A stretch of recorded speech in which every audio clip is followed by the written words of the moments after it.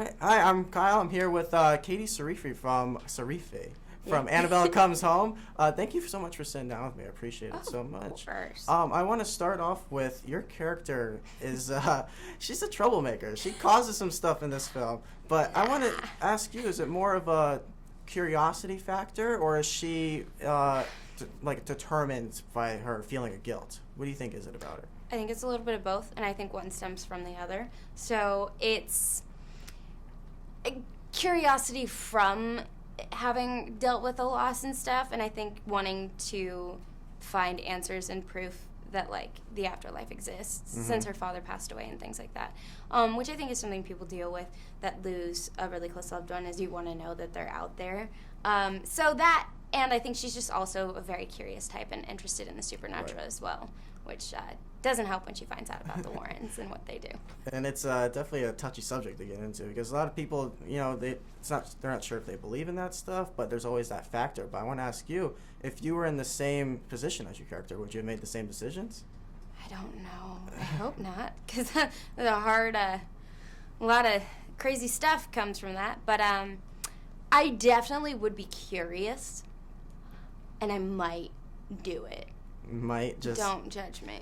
I don't have as much motive as she does, but if something says, like, warning, positively do not open, you're like, what is inside of this? I want to know. That's just temptation calling. So. Exactly. And if you see this doll, I'm not sure you want to go near that at all. But yeah.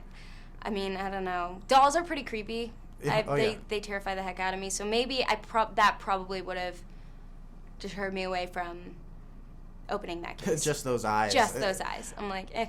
So this is basically your first huge movie. Yeah. This is a big deal. So when you got that call that you're going to be in this film, that you got the part, you cried? Yeah. What was that feeling like? Overwhelming. I mean, well, I just knew this was going to be like a life changer, just because the franchise is such a huge, has such a huge fan base and everything already behind it. So it's not like we're having to gain fans or anything. People already love these movies. Right. That I was going to get to work with Patrick and Vera, James Wan, Gary. And I'm getting to do what I love. Plus, I've always wanted to do horror, because it's so challenging to be traumatized every day. Yeah, that's got to be tough going through every day. Big franchises aren't as big as they used to be. Like, it's tough for them to get going. I mean, Marvel is the only one that's really successful, but quietly, The Conjuring's really kept it up. So I was wondering, why do you think The Conjuring's so successful, the Conjuring universe?